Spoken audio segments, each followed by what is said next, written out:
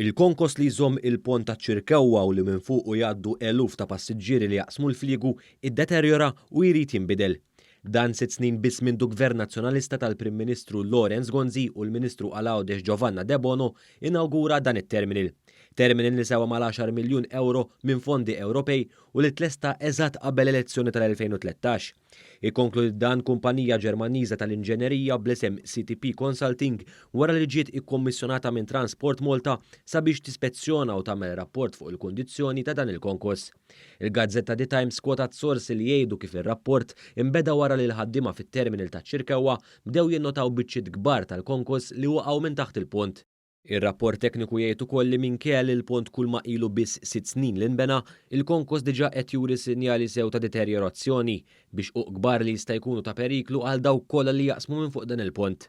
Testijiet ikkonkludew ukoll li l-konkrit li ntuża sabiex jinbnew il-kolonni li fuqhom jinżamm dan il-pont huwa ta' kwalità inferjuri sew għal dak li ntuża fil-bqija tal-istruttura.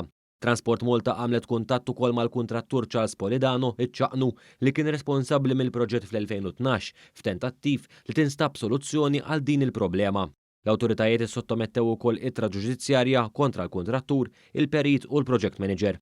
Din mhijiex l-ewwel darba li l-awtoritajiet Maltin kellhom iħabtu ċomma proġetti infrastrutturali kbar difettużi li nbnew taħt Gonzi PN.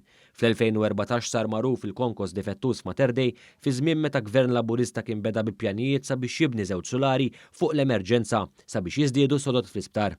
Konkos li biex jitranġa kien hemm bżonn spiża ta' 150 miljun euro mit-taxxi tal-poplu.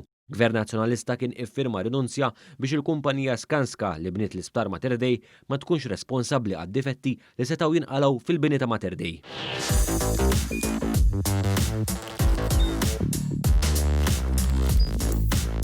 Idħol fuq one.com.mt u hemmhekk tista' tara l-programmi kollha li jxandru fuq One permezz ta' One Play.